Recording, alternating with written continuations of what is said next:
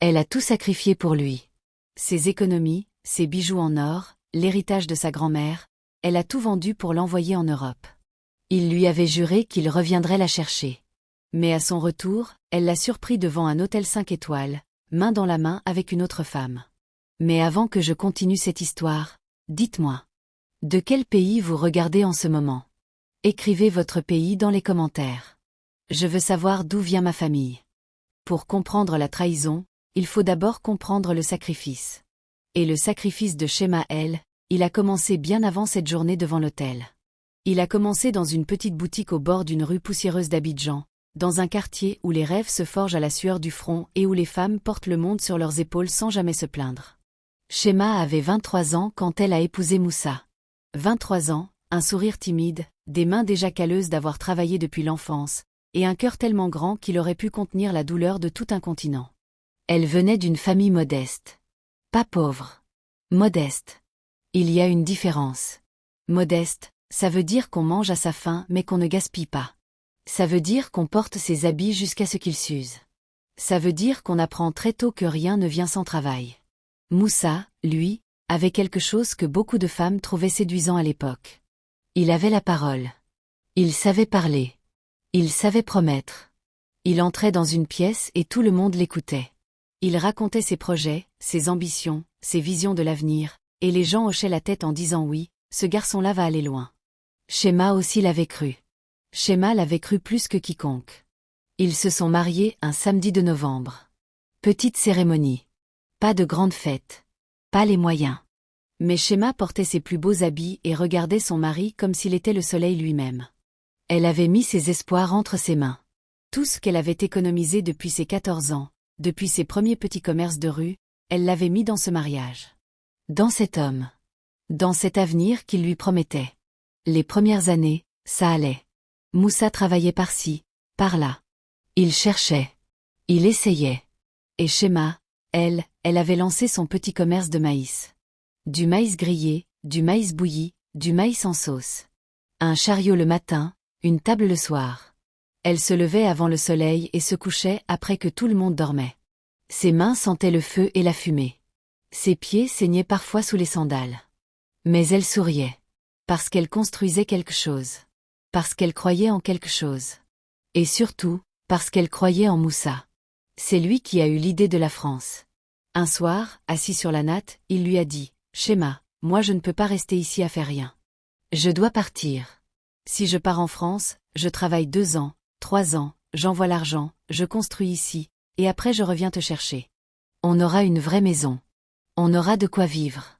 Tu n'auras plus à vendre ton maïs dans la rue. » Shema l'avait regardé longtemps avant de répondre. Elle avait réfléchi. Elle avait pesé les mots. Et elle avait dit oui. Parce qu'elle l'aimait. Parce qu'elle voulait croire que cet homme avait raison. Parce que dans ses yeux ce soir-là, il y avait quelque chose qui ressemblait à de la détermination vraie. Mais le voyage en France ne se fait pas avec des prières. Il se fait avec de l'argent. Et l'argent, dans leur maison, c'était Shema qui l'avait. Elle a compté ce qu'elle avait. Elle a compté ce qu'il manquait. Elle a fait le calcul dans sa tête pendant plusieurs nuits. Et elle a pris la décision que seule une femme qui aime vraiment peut prendre. Elle a vendu ses ors. Ses bijoux en or. Le collier que sa mère lui avait passé autour du cou le jour de son mariage. Les bracelets qu'elle portait depuis l'enfance. La paire de boucles d'oreilles en or massif que sa grand-mère lui avait donnée en lui disant « Garde ça, c'est ton trésor pour les jours difficiles. » Tout ça, Shema l'a mis dans un sac, elle est allée chez l'orfèvre du quartier, et elle a tout vendu. Elle a ajouté à ça toutes ses économies. Chaque billet qu'elle avait mis de côté depuis des années. Chaque petit surplus qu'elle n'avait jamais dépensé pour elle-même parce qu'elle préférait garder pour plus tard. Elle a tout sorti. Tout compté. Tout donné. Elle a mis l'argent dans les mains de Moussa. Et elle lui a dit, « Va. Travaille. Reviens me chercher. » Moussa l'a regardé avec des yeux brillants. Il lui a dit « Je te jure que je ne t'oublierai jamais. » Il lui a dit « Tu es la femme de ma vie. » Il lui a dit « Dans 2 ans maximum, tu es avec moi. » Il l'a serré contre lui fort, très fort, comme s'il sentait lui-même le poids de ce qu'elle venait de faire. Et il est parti. Les premiers mois, il appelait. Pas souvent, mais il appelait. Il disait que c'était dur, que la France c'est pas comme on croit, que les gens travaillent beaucoup, que lui aussi il cherche. Shema l'écoutait patiemment. Elle lui disait courage. Elle lui disait je suis là. Elle lui envoyait même de l'argent parfois quand il disait qu'il avait du mal à payer son loyer. De l'argent qu'elle gagnait encore avec son chariot de maïs. La deuxième année, les appels ont commencé à espacer. Une semaine sans nouvelles. 2 semaines. Shema envoyait des messages. Il répondait en retard. Il disait il est occupé, il travaille beaucoup, le réseau est mauvais. Elle croyait. Elle continuait à croire. La 3e année, il ne répondait presque plus. Shema passait ses nuits à fixer son téléphone. Elle priait. Elle s'inquiétait. Elle demandait à des gens qui connaissaient des gens d'Abidjan en France si quelqu'un avait des nouvelles de Moussa. Les gens disaient oui, Moussa va bien, on l'a vu récemment, il est en forme. En forme. L'homme est en forme mais il ne rappelle pas sa femme. Quelque chose a commencé à grandir dans le cœur de Shema. Pas encore de la colère. Pas encore de la trahison. Juste une petite peur froide qui s'installait doucement, comme une mauvaise herbe qu'on ne voit pas pousser jusqu'au jour où elle a envahi tout le jardin. Et puis Moussa a appelé. Après des mois de silence, il a appelé. La voix différente. Moins chaleureuse. Moins familière. Il a dit Shema, je rentre le mois prochain. Elle a dit son cœur s'est illuminé. Elle a dit vraiment? Elle a dit je prépare tout. Il a dit non, prépare rien. Je rentre juste voir la famille. Je repars ensuite. Juste voir la famille. Pas elle. La famille. Shema a senti quelque chose se déplacer dans sa poitrine. Elle n'a rien dit. Elle a attendu. Le jour de son retour, elle était à l'aéroport. Habillée avec soin. Coiffée. Parfumée. Les yeux brillants d'une femme qui attend son homme depuis trop longtemps. Moussa est sorti. Il l'a vue. Il lui a fait la bise. Pas une accolade. Une bise. Comme on dit bonjour à une cousine qu'on n'a pas vue depuis longtemps. Les jours qui ont suivi étaient étranges. Moussa était là mais il n'était pas là. Il passait ses journées au téléphone. Il riait aux messages qu'il recevait. Il sortait sans dire où. Il rentrait tard. Quand Shema essayait de lui parler de leur avenir, de la promesse qu'il lui avait faite, il changeait de sujet. Il disait c'est compliqué. Il disait laisse-moi souffler. Il disait on verra. On verra. Après tout ce qu'elle avait fait. On verra. Et puis un matin, le téléphone de Moussa a sonné et il n'était pas là pour répondre. Shema l'a vu. Juste une fraction de seconde. Juste un prénom. Un prénom de femme. Avec un petit cœur à côté. Elle n'a rien dit. Elle a posé le téléphone. Elle a pris une grande respiration. Et elle a attendu que son cœur lui dise quoi faire. Ce que son cœur lui a dit, c'est de ne pas chercher de problème sans preuve. Alors elle a attendu. La preuve est venue toute seule. Ce matin-là, Shema passait devant l'hôtel Palm Club, l'un des hôtels les plus luxueux d'Abidjan. Elle n'avait rien à y faire. Elle passait juste. Elle avait son sac de course dans les mains, ses sandales usées aux pieds, ses cheveux attachés simplement. Une femme ordinaire qui vit sa vie ordinaire. Et c'est là qu'elle a vu. Moussa. Son mari. L'homme pour qui elle avait vendu ses ors et vidé ses économies. Il sortait de l'hôtel. Bien habillé. Chemise propre. Chaussures neuves. Il riait. Et à son bras, il y avait elle. Grande. Jeune. Peau caramel dorée comme le miel. Cheveux tombant sur les épaules. Robe courte qui montrait des jambes longues. Sac à main de marque. Lunettes de soleil griffées. Elle marchait comme une femme qui sait qu'on la regarde et qui n'a pas peur de ça. Elle riait. Elle riait du rire de quelqu'un qui n'a aucun souci dans le monde. Et Moussa la regardait comme il n'avait jamais regardé Shema. Les sacs de course sont tombés des mains de Shema. Elle ne s'en est pas rendue compte. Elle ne sentait plus ses mains. Elle ne sentait plus ses pieds. Elle ne sentait plus rien. Juste ce poids énorme sur la poitrine. Juste ce bruit sourd dans les oreilles. Juste cette vision qui refusait de disparaître même quand elle fermait les yeux. Moussa l'a vue. Une seconde. Juste une seconde. Leurs yeux se sont croisés. Et dans ses yeux à lui, Shema a cherché de la honte, de la peur, de la culpabilité, n'importe quoi qui ressemblerait à de l'humanité. Elle a trouvé autre chose. Elle a trouvé de l'embarras. Pas de la honte. De l'embarras. L'embarras de quelqu'un qui se fait surprendre dans quelque chose d'inconfortable, pas de quelqu'un qui sait qu'il a commis une injustice. Il a détourné les yeux. Il a dit quelque chose à la femme à son bras. Elle a regardé dans la direction de Shema. Un regard bref. Évaluateur. Puis elle a tourné la tête et ils ont continué à marcher. Ils ont continué à marcher. Shema est resté là. Immobile. Les sacs de course partèrent autour d'elle. Les gens passaient. Personne ne faisait attention à elle. Personne ne voyait une femme dont le monde venait de s'effondrer. Pour eux, c'était juste une femme qui s'était arrêtée sur le trottoir. Une larme a coulé. Juste une. Elle était brûlante. Cette nuit-là, Shema n'a pas dormi. Elle s'est assise dans le noir dans sa chambre, les genoux contre la poitrine, et elle a laissé le silence l'envelopper. Elle n'a pas pleuré comme dans les films. Elle n'a pas crié. Elle n'a pas cassé d'assiette. Elle a juste été là. Dans le vide. Dans cet espace entre ce qu'on croyait être sa vie et ce qu'elle était vraiment. Elle a repensé à tout. Aux ors vendus. Aux économies données. Aux nuits où elle se levait à 4 heures du matin pour aller allumer son feu de charbon avant que le quartier se réveille. Aux semelles de ses pieds durcis à force de marcher. Aux messages sans réponse. Aux excuses qu'elle avait trouvées pour lui. Au fait qu'elle avait mangé moins pour mettre plus de côté pour lui envoyer. Au fait qu'elle n'avait jamais acheté une nouvelle robe en 3 ans parce que l'argent qu'elle gagnait, elle le gardait pour eux. Pour eux qui n'existaient plus. Moussa est rentré tard cette nuit-là. Il a trouvé Shema assise dans le noir. Il a dit pourquoi tu fais ça, pourquoi tu te mets dans cet état. Elle a dit je veux juste savoir la vérité. Il a commencé à parler d'une voix faussement calme. Il a dit que cette femme c'était une amie. Juste une amie. Qu'il fallait pas se faire des idées. Que Shema était jalouse pour rien. Jalouse pour rien. Elle qui avait tout donné. Shema l'a regardé parler pendant longtemps. Elle a écouté chaque mot. Et quand il a eu fini, elle a dit une seule phrase. Elle a dit, Moussa, tu n'as plus rien à m'expliquer. J'ai compris. Il a essayé encore. Il a haussé la voix.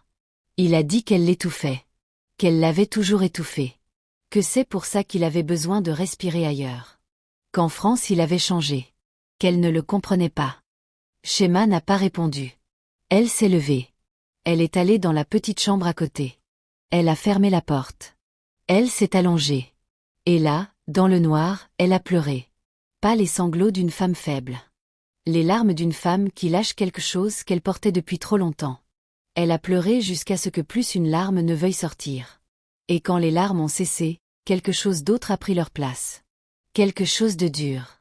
Quelque chose de solide. Quelque chose qui ressemblait à de la résolution. Le lendemain matin, Shema s'est levée avant le soleil. Elle a fait sa toilette. Elle a mis de l'eau sur son visage. Elle s'est regardée dans le miroir. Et la femme dans le miroir lui a dit, « Tu n'es pas morte. Tu respires encore. Et tant que tu respires, tu peux te battre. » Ce jour-là, elle est allée à son chariot de maïs. Elle a allumé son feu. Et au lieu de pleurer, elle a réfléchi. Elle a réfléchi à tout ce qu'elle savait faire. À tout ce qu'elle avait appris depuis ses 14 ans à vendre dans la rue. Elle savait cuisiner. Elle savait gérer un stock. Elle savait parler aux clients. Elle savait sourire quand elle avait envie de pleurer. Elle savait travailler quand les autres dormaient. Elle savait compter chaque franc et savoir où il allait. Ce qu'elle n'avait pas, c'était l'ambition pour elle-même. Toute son ambition, elle l'avait mise dans un homme. Elle avait fait de Moussa son projet de vie. Et Moussa n'avait pas été à la hauteur du projet. Alors ce jour-là, Shema a décidé quelque chose de simple et de vertigineux à la fois. Elle allait devenir son propre projet. Les jours suivants, elle a observé. Elle a regardé ce qui manquait dans son quartier. Elle a regardé les gens manger, les gens chercher de quoi manger, les gens se plaindre qu'il n'y avait pas de bon endroit propre pas cher pour déjeuner. Elle a compté les travailleurs qui passaient à midi avec leur air fatigué en cherchant quelque chose de rapide et de bon. Elle a vu une opportunité là où d'autres ne voyaient qu'une rue animée. Elle a fait le tour de ses connexions. Les femmes du marché qu'elle connaissait depuis des années. Les voisines qui lui devaient des faveurs. La tante qui avait un petit local vide derrière le marché de Yopougon depuis 6 mois. Elle a négocié. Elle a expliqué. Elle a convaincu avec ses mots et avec sa réputation de travailleuse. Elle a obtenu le local pour un loyer raisonnable. Avec le peu qu'elle avait encore, elle a acheté des tables simples. Des bancs. Une grande marmite neuve. Des assiettes propres. Elle a peint les murs elle-même avec la peinture bon marché du magasin du coin. Jaune et blanc. Propre. Accueillant. Elle a écrit à la main sur un bout de carton, chez Shema. Cuisine du terroir. Midi et soir. Et elle a ouvert. Le premier jour, 3 clients. Le deuxième, 7. Le troisième, 15. Les gens revenaient parce que la nourriture était bonne. Vraiment bonne. Parce que les assiettes étaient généreuses. Parce que Shema souriait à chaque personne qui entrait comme si c'était un invité chez elle. Parce que l'endroit était propre et simple et vrai. Le bouche à oreille a fait le reste. En 6 mois, elle avait besoin d'une aide. En 1 an, de 2. En 18 mois, son petit local débordait chaque midi et elle avait déjà remboursé ce qu'elle avait investi. Moussa, pendant ce temps, est reparti en France. Sans un mot de plus. Sans explication. Il a juste disparu un matin comme il était venu. Shema s'en est rendu compte en trouvant ses affaires disparues. Pas une lettre. Pas un message. Pas même un regard en partant. Elle a mis sa main sur sa poitrine. Elle a senti son cœur battre. Et elle a dit tout bas, bien. Maintenant c'est clair. Et elle a continué à travailler. Ce qui s'est passé ensuite, c'est ce qu'on appelle parfois la grâce des femmes qui décident de ne plus attendre. Shema a réinvesti chaque franc de bénéfice. Elle ne se payait que le strict minimum pour vivre. Tout le reste retournait dans le restaurant. Elle a amélioré la cuisine. Elle a ajouté un plat. Puis 2. Elle a commencé à proposer des plats le soir en plus du midi. Elle a ajouté une livraison pour les bureaux du quartier. Elle apprenait. Chaque jour, elle apprenait quelque chose de nouveau. Comment gérer le personnel. Comment négocier avec les fournisseurs. Comment réduire le gaspillage. Comment fidéliser les clients. Elle lisait des livres de gestion qu'elle trouvait d'occasion. Elle écoutait des émissions de radio sur l'entrepreneuriat. Elle allait à des petites réunions de femmes d'affaires du quartier et elle écoutait, écoutait, écoutait. Sa mère lui disait, « Shema, tu te tues à la tâche. Repose-toi un peu. Tu as déjà assez souffert. » Shema lui répondait, « Maman, je ne souffre pas. Je construis. » 2 ans après l'ouverture du premier chez Shema, elle a ouvert le deuxième. Dans un autre quartier d'Abidjan. Trècheville cette fois. Plus grand. Mieux aménagé. Avec un vrai chef qu'elle avait formé elle-même. Elle avait standardisé ses recettes. Elle avait créé un petit manuel pour que chaque restaurant fasse la même chose de la même façon. La même qualité. La même générosité dans les assiettes. Le même accueil. Le deuxième a marché encore mieux que le premier. Elle a attendu encore 1 an. Elle a économisé. Elle a planifié. Et elle a ouvert le 3e. Puis le 4e. Puis le 5e. 5 ans après ce matin où elle s'était regardée dans le miroir les yeux gonflés de larmes et s'était promis de devenir son propre projet. Shema, elle dirigeait une chaîne de 7 restaurants répartis dans tout Abidjan. Elle employait plus de 40 personnes. Elle avait un bureau. Elle avait une voiture. Elle avait une maison propre à elle, payée avec son argent à elle, construite avec ses mains à elle, dans le sens figuré du terme mais aussi un peu dans le sens littéral parce qu'elle avait surveillé chaque travailleur, chaque ciment, chaque tuile. Elle était devenue quelqu'un. Pas grâce à un homme. Grâce à elle-même. Et pendant que Shema construisait, Moussa, lui, défaisait. En France, les choses n'avaient pas tourné comme il l'avait imaginé. La belle femme moderne à la peau caramel qui lui faisait oublier ses promesses, elle n'était pas venue pour rester. Elle avait profité de lui le temps que durait la nouveauté, puis elle était partie vers quelqu'un d'autre sans se retourner. Ces choses-là arrivent souvent à ceux qui abandonnent ce qui est solide pour ce qui est brillant. Moussa s'est retrouvé seul. Et sans le soutien discret de Shema, qu'il n'avait jamais vraiment mesuré tant qu'il l'avait, il a commencé à aller mal. Son travail, il l'a perdu parce qu'il venait en retard, parce qu'il gérait mal ses priorités, parce que sans personne pour lui rappeler d'être responsable, il ne l'était plus. L'appartement qu'il avait, il n'a plus pu le payer. Les amis qu'il croyait avoir, ils se sont éparpillés quand il n'a plus eu rien à offrir.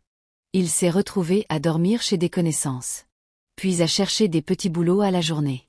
Puis à compter ses euros pour manger. Il a pensé à Shema. Il a pensé à la femme qui s'était levée à 4 heures du matin pour vendre du maïs. À celle qui avait vendu ses bijoux sans pleurer pour que lui puisse partir vers son rêve. À celle qui lui envoyait de l'argent même quand elle n'en avait pas beaucoup. Il a repensé à tout ça et pour la première fois depuis longtemps, il a ressenti quelque chose qui ressemblait à de la honte vraie. Il a essayé d'appeler. Plusieurs fois. Shema ne décrochait pas. Elle ne bloquait pas non plus. Elle laissait juste sonner. Parce que Shema n'avait pas besoin de bloquer quelqu'un qui n'occupait plus aucune place dans ses projets. Après plusieurs mois difficiles, Moussa a décidé de rentrer en Côte d'Ivoire. Il est revenu comme il était parti la première fois, avec peu. Moins, même. Parce que la première fois, il avait au moins les espoirs. Là, même les espoirs étaient partis. Il est allé voir sa mère. Sa mère lui a dit, « Va voir Shema. Demande-lui pardon. C'est ce que tu dois faire. » Il a hésité longtemps. L'orgueil, ça ne lâche pas facilement. Mais la misère est une bonne école d'humilité. Il a fini par aller au restaurant. Pas pour lui demander de revenir. Pas avec cet espoir-là. Juste pour dire pardon. Pour que les mots soient dits. Shema l'a reçu dans son bureau. Un bureau propre avec des photos de ses restaurants au mur. Une femme assise derrière un bureau avec des papiers devant elle et un ordinateur allumé. Une femme qui avait l'air en paix. Pas heureuse dans le sens exubérant du terme. Sereine. Solide. Ancrée. Moussa s'est assis en face d'elle. Il a regardé autour de lui. Et dans ses yeux, pour la première fois, Shema a vu quelque chose d'authentique. Elle a vu qu'il comprenait. Enfin. Vraiment. Il a dit, « Shema, je suis venu pour dire pardon. Je t'ai fait du mal. J'ai pris ce que tu m'as donné et je l'ai gaspillé. J'ai trahi ta confiance. J'ai trahi notre histoire. Je ne viens pas te demander de revenir. Je viens juste te demander pardon. » Shema l'a regardé longtemps. Elle a repensé à la fille qu'elle était à 23 ans. Aux larmes de cette nuit dans le noir. À sa main sur sa poitrine comptant ses propres battements de cœur. À son chariot de maïs. À la peinture jaune sur les murs de son premier restaurant. À ses mains qui avaient appris à construire au lieu d'attendre. Et elle a dit, « Moussa, je t'ai déjà pardonné. Pas pour toi. Pour moi. Parce que la colère est un poison qu'on boit soi-même en espérant que c'est l'autre qui souffre. Je n'avais pas besoin de te garder dans mon cœur pour souffrir. Je t'ai laissé partir là-bas, dans le passé, avec mes larmes et mes regrets. Et ici, dans le présent, j'ai construit. » Il a baissé les yeux. Elle a continué, « Je ne te reprendrai pas comme mari. Cette page est tournée et elle ne se retourne pas. Mais je ne suis pas non plus une femme qui jette quelqu'un qui a faim dehors quand elle a de quoi donner du travail. Je peux te proposer un poste dans un de mes restaurants. Serveur, ou aide en cuisine si tu veux apprendre. Pas de faveur spéciale. Les mêmes règles que tout le monde. Tu arrives à l'heure. Tu travailles bien. Tu es respectueux avec le personnel et avec les clients. Si tu fais bien ton travail, tu es payé comme tout le monde. » Moussa a levé les yeux. Il voulait peut-être dire quelque chose. Peut-être qu'il espérait encore. Peut-être qu'il entendait dans ses mots une porte entr'ouverte. Shema a dit clairement, « Il n'y a rien entre nous de plus que ça, Moussa. Je te donne du travail parce que je suis une femme qui peut le faire et parce que je ne suis pas la rancune. Mais notre histoire d'amour, elle est finie depuis longtemps. J'ai fait mon deuil. Je suis en paix. Et toi, si tu acceptes ce travail, tu dois accepter ça aussi. » Il a accepté. Il a commencé le lundi suivant dans le restaurant de Yopougon. Il est arrivé à l'heure. Il a enfilé son tablier. Il a fait son service. Les premières semaines, il était gêné. Il regardait le sol. Il évitait les regards. Et puis peu à peu, la dignité du travail a fait son effet. Il a commencé à lever la tête. À bien faire les choses. À retrouver une sorte d'équilibre. Shema ne venait pas souvent dans ce restaurant. Elle supervisait. Elle passait vérifier les comptes, les stocks, la qualité. Quand elle croisait Moussa, elle était professionnelle. Courtoise. Ni froide ni chaleureuse. Juste une patronne avec un employé. Elle avait dit les choses clairement et elle vivait selon ses mots. Elle avait tourné la page. Vraiment. Et dans sa vie au-delà du travail, Shema avait retrouvé quelque chose qu'elle avait presque oublié.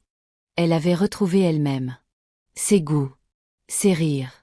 Ses amis qu'elle avait négligés pendant des années parce qu'elle était trop occupée à s'effacer pour un homme. Elle avait retrouvé le plaisir de s'habiller pour elle. D'acheter une belle robe parce qu'elle en avait envie. De se parfumer le matin juste parce que ça lui faisait plaisir. Elle avait retrouvé la légèreté d'exister sans avoir besoin de la validation de quelqu'un d'autre. Et voilà ce que cette histoire nous enseigne. Elle nous enseigne qu'on ne doit jamais mettre tous ses rêves dans les mains d'une autre personne. Pas par méfiance. Pas par égoïsme. Mais parce que nos rêves sont notre responsabilité. Personne d'autre que nous ne peut les porter assez bien. Personne d'autre que nous ne sait exactement ce qu'ils valent. Elle nous enseigne que le sacrifice est beau quand il est librement consenti, mais qu'il doit être fait avec les yeux ouverts. Donner par amour, oui. Mais ne jamais s'effacer au point de ne plus exister. Elle nous enseigne que la trahison, aussi douloureuse qu'elle soit, n'est pas la fin. Ce n'est qu'un carrefour.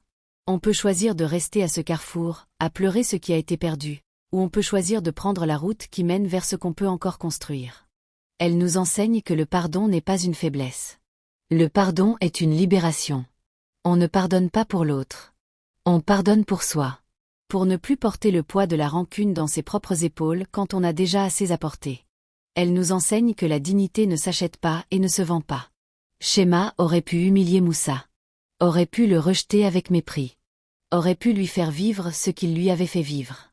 Elle a choisi autre chose. Elle a choisi de se tenir debout sans avoir besoin de voir l'autre tomber. Et elle nous enseigne enfin que le meilleur investissement qu'une femme puisse faire, c'est en elle-même. Pas dans un homme. Pas dans une maison. Pas dans l'opinion des autres. En elle-même. Dans ses compétences. Dans sa connaissance. Dans sa capacité à se relever. Shema, elle a tout perdu une fois. Et elle a tout regagné 2 fois. Voilà le genre de femme qu'on devient quand on décide que la fin d'un chapitre n'est pas la fin du livre. Maintenant je veux savoir ce que vous avez pensé de cette histoire. Est-ce que vous pensez que Shema a bien fait de pardonner Moussa? Est-ce que vous pensez qu'elle aurait dû lui donner du travail ou le laisser se débrouiller seule? Est-ce que vous avez connu dans votre entourage une femme comme Shema, qui a tout sacrifié pour quelqu'un qui ne l'a pas mérité? Et est-ce que vous pensez que Moussa a vraiment changé, ou est-ce qu'il a juste changé parce qu'il n'avait plus le choix? Écrivez vos réponses dans les commentaires. Je lis tout. Je réponds à tout. Votre avis compte vraiment pour moi. Et avant de partir, je veux vous dire quelque chose du fond du cœur. Merci. Merci d'avoir regardé jusqu'au bout. Merci d'avoir donné votre temps à cette histoire. Il y a tellement de choses à regarder sur Internet, tellement d'histoires, tellement de vidéos, et vous avez choisi de rester ici avec moi. Ça veut dire quelque chose. Si cette histoire vous a touché, si elle vous a fait réfléchir, si elle vous a rappelé quelqu'un que vous connaissez ou même quelque chose que vous avez vécu, alors partagez-la. Partagez-la avec une amie qui en a besoin. Avec une sœur. Avec quelqu'un qui traverse quelque chose de difficile et qui a besoin de savoir que ça ne finit pas toujours dans les larmes. Et si vous n'êtes pas encore abonné à cette chaîne, abonnez-vous maintenant. C'est juste un petit clic, mais pour moi ça représente beaucoup. Activez la cloche pour ne manquer aucune prochaine histoire. Parce que la prochaine, elle est encore plus forte. Encore plus vraie. Encore plus de ces histoires que la vie écrit et que personne n'ose raconter à voix haute. Je vous retrouve très bientôt. Prenez soin de vous. Et n'oubliez jamais, une femme qui se relève est la chose la plus puissante qui soit. À très bientôt. Bye.